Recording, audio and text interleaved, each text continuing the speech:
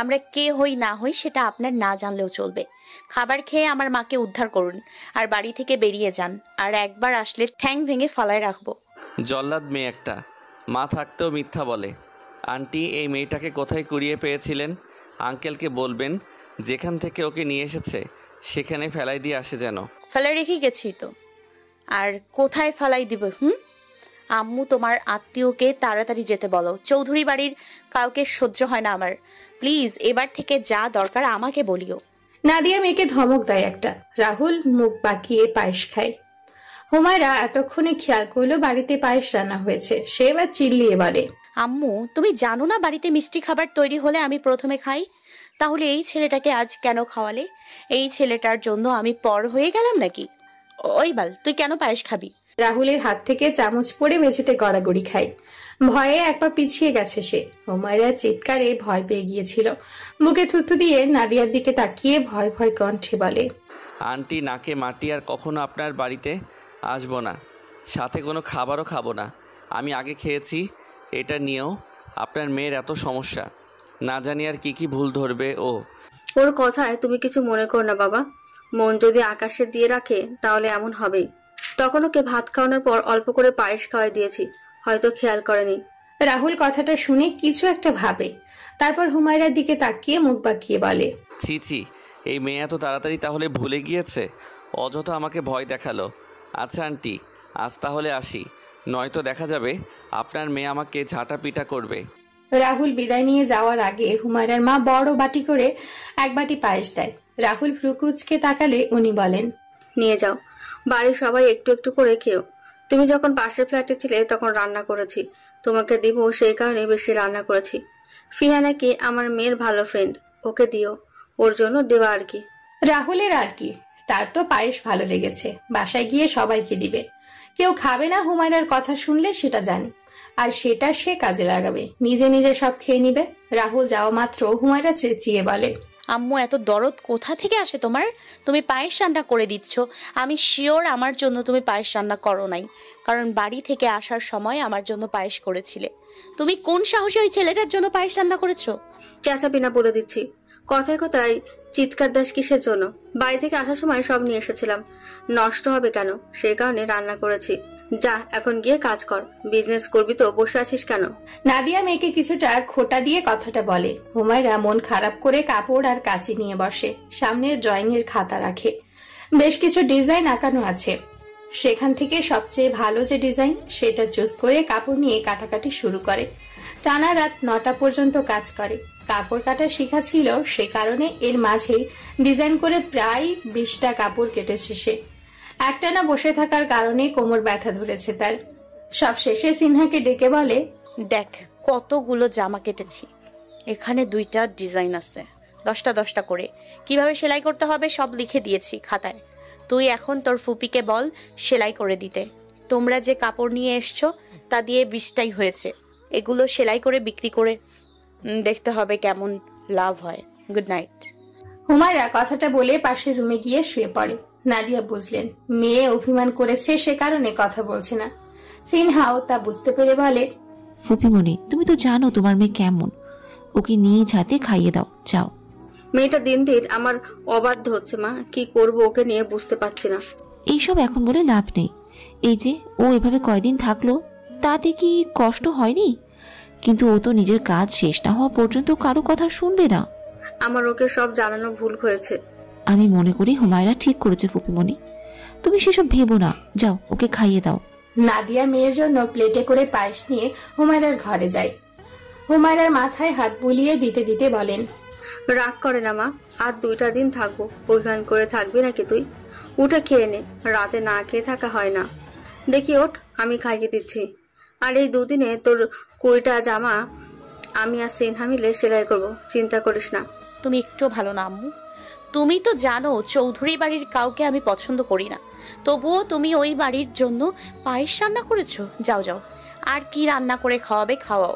চৌধুরী বাড়ির সবাই কিন্তু খারাপ না, একজন খারাপ হলে সবাইকে খারাপ বলা যায় না। তুই অযথা ওদের পেছনে পড়ে আছিস, ওই পরিবারের একটা সম্মান আছে। সেই সম্মান আর থাকবে না। যেখানে নিজের মানুষদের সম্মান করতে পারে না সেখানে অন্যের সম্মানে কি হবে আম্মু? আমি কিছু ভুলে যাই না। বংশের এক প্রদীপ জেলে, বাকিটা আল্লাহ ঠিক করবে।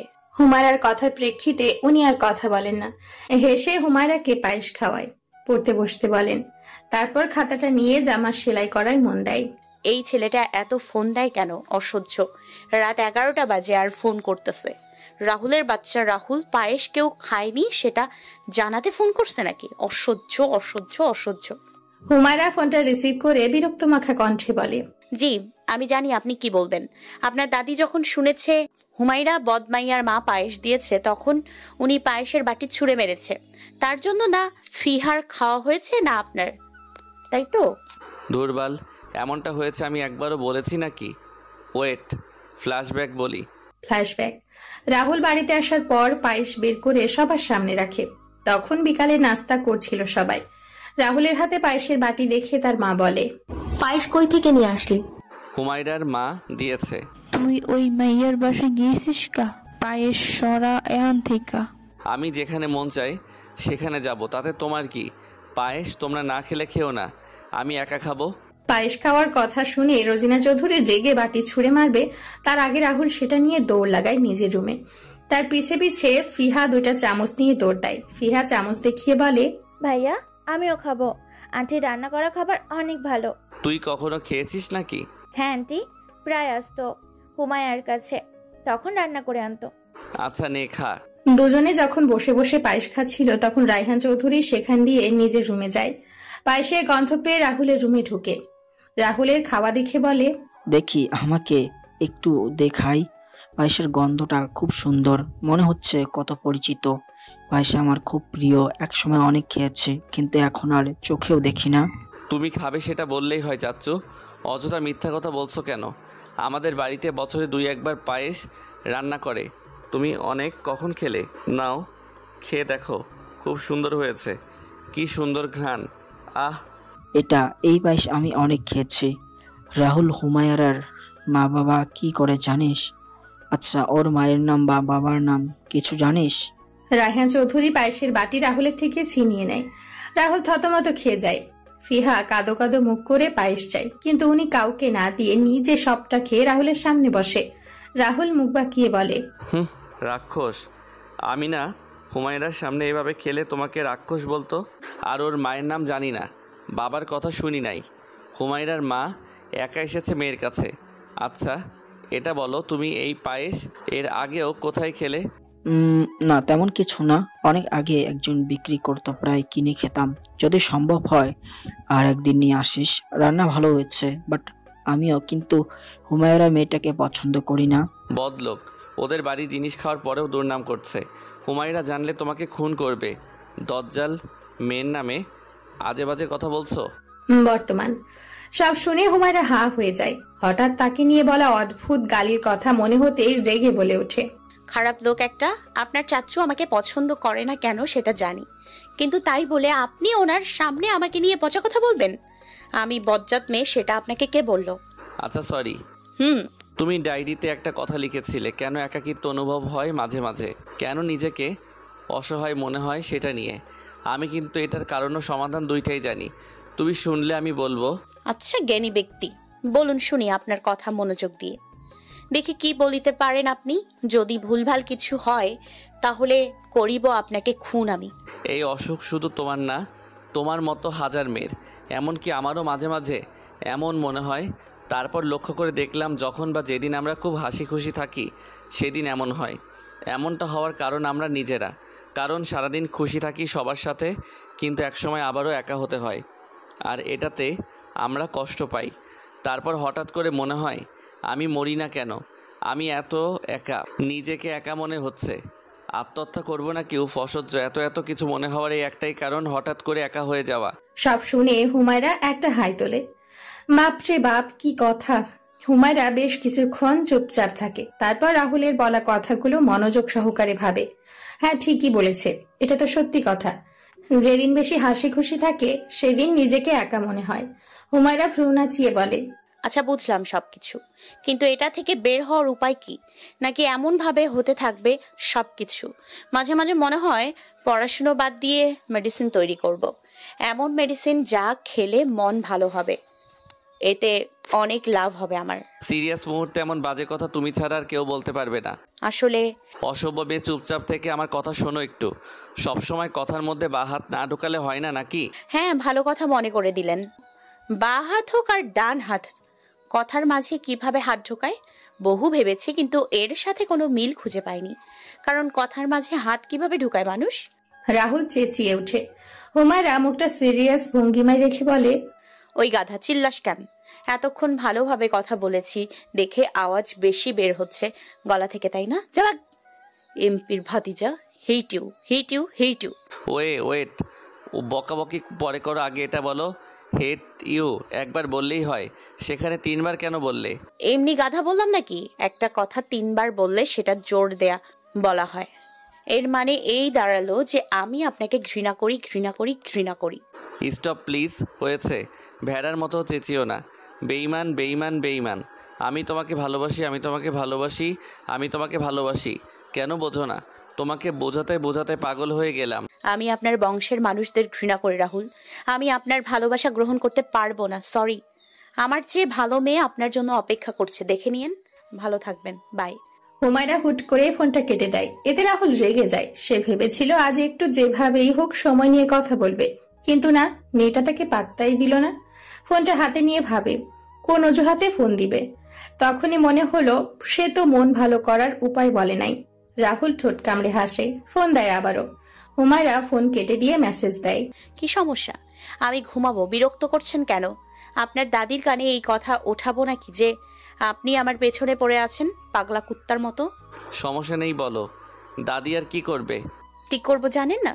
জানি তো, চেঁচামেচি করা ছাড়া ওনারা কাজ নেই। তোমাকে এতটা ভালোবাসি যে দাদিকে পাত্তা দেই না আমি। আর হ্যাঁ, আমারও ইচ্ছে করছে না তোমার সাথে কথা বলার। তাই নাকি? তাহলে ফোন করেছেন কেন এতবার? আরে, তোমাকে তো মন ভালো করার উপায় বলা হয়নি। তো মানে সেটা বলার জন্য ফোন দিচ্ছি। মেসেজে বলা সম্ভব না, ফোনটা রিসিভ করো। রাহুল রিপ্লে মেসেজ দিয়ে আবারও ফোন দেয়। হুমায়রা কোলবালিশ জড়িয়ে ফোনটা রিসিভ করে কানে তোলে। ওই পাশ থেকে রাহুলের শ্বাস ফেলার শব্দ ছাড়া আর কিছুই কানে আসছে না হুমায়রার। বিরক্ত হয়ে কিছু বলবে তার আগে তার কানে বেজে ওঠে রাহুলের বলা কথা, রাগিনী, রাগ করো না। তোমাকে ভালোবেসে না হয় করেছি ভুল, তাই বলে কি করব না মাসুল? প্রেম বড্ড আবেগী, আমিও আবেগী হয়েছিলাম তোমারই মায়ায় প্রেমে। শোনো না, প্রেম কি হয় এমনই, অপর প্রান্ত থেকে আঘাত ছাড়া বুঝি আর কিছু পাওয়া যায় না। আমি কি পাবো না তোমার ভালোবাসা? হয়েছে, ফোন রাখি এবার। আমার অনুভূতিগুলো কেউ বুঝতে চায় না। অন্য কিছু বলুন। আচ্ছা, এবার আসল কথায় আসি। যখন নিজেকে একা মনে হবে, খারাপ লাগবে, তখন সবচেয়ে ভালো ফ্রেন্ডের সাথে কথা বলিও। প্রিয় গান ছেড়ে দিয়ে আকাশের দিকে তাকিয়ে থেকো। আর এসবে মন ভালো না হলে মা বাবাকে সাথে নিয়ে কোথাও ঘুরতে যেও। আমার মা আমার সাথে থাকে না, বাট উপায় আমিও পেয়ে গেছি। বেশি খারাপ লাগলে চৌধুরী বাড়ি যাব। রোজিনা চৌধুরী আর রায়হান চৌধুরীর কথা শুনে পেট ভরে যাবে, সাথে মনও। আইডিয়া খারাপ না। ফিহা তোমার জন্য মন খারাপ করে থাকে, ফোন দিয়ে কথা বলিও। ওকে ছাড়া এই বাড়িতে পা রাখতে তো পারবে না তুমি। ফিহা? মেয়েটা আমার সাথে সব সম্পর্ক নষ্ট করেছে, আর যে সম্পর্কের মূল্য বোঝে না তাকে আমি পছন্দ করি না। আর দেখা গেল সে কিছুদিন পর সত্যি সত্যি আমাকে অপছন্দ করবে। সব কিছু সময় সীমা থাকে। বাদ দিলাম তোমার সাথে কথাই পারবো না। তা মিস বললে যে আমার থেকেও একদিন বড় বিজনেসম্যান হবে, তাহলে কিসের বিজনেস শুনি একটু? এই জমিদার বেটা, আবার টাকার কথা তুলছিস? যাক, টাকা দিয়ে তোরে কিনে নিব একদিন, দেখিস। হুমায়রা ফোনটা কেটে দেয়। রাহুল হা হয়ে ফোনের দিকেই তাকিয়ে আছে। মেয়েটা তাকে বারবার অপমান করছে, অথচ সে কথা বলার জন্য ছ্যাঁচড়ামি করছে। সিনহা পাশ থেকে উঠে হুমায়রার দিকে তাকিয়ে বলে, রাহুল তোকে ভালোবাসে, সেটা শুনেছিলাম, কিন্তু এতটা ভালোবাসে এটা জানতাম না। তুই কি বলতে চাচ্ছিস? তুই না চাইলেও রাহুলের প্রতি দুর্বল। দেখা গেল একদিন রাহুলের প্রেমে পড়ে যাবি তুই। আপু, তুই পাগল হয়ে গেছিস। রাহুলকে আমি ঘৃণা করি, আর ভালোবাসা তো দূরের কথা। তাহলে রাহুলের ফোন রিসিভ করিস কেন? কথা বলিস কেন ওর সাথে? ফোন দেয় সে কারণে কথা বলি। কথা বলার ইচ্ছে না থাকলে রাহুলের নাম্বার ব্লক করে দে। মেসেঞ্জার, হোয়াটসঅ্যাপ, ইমো সব জায়গা থেকে ওকে ব্লক কর, তাহলে যোগাযোগ করতে আর পারবে না। আর যদি তুই এমন না করতে পারিস তাহলে বুঝে নেই তুই পছন্দ করিস রাহুলকে। প্রেমে পড়িস না সোনা, আমার আর তোর প্রিয় মানুষটার মতো তোর জীবন ধ্বংস হবে। হৃদয় স্পর্শ কেউ করতে পারে না, সবাই শরীর স্পর্শ করে।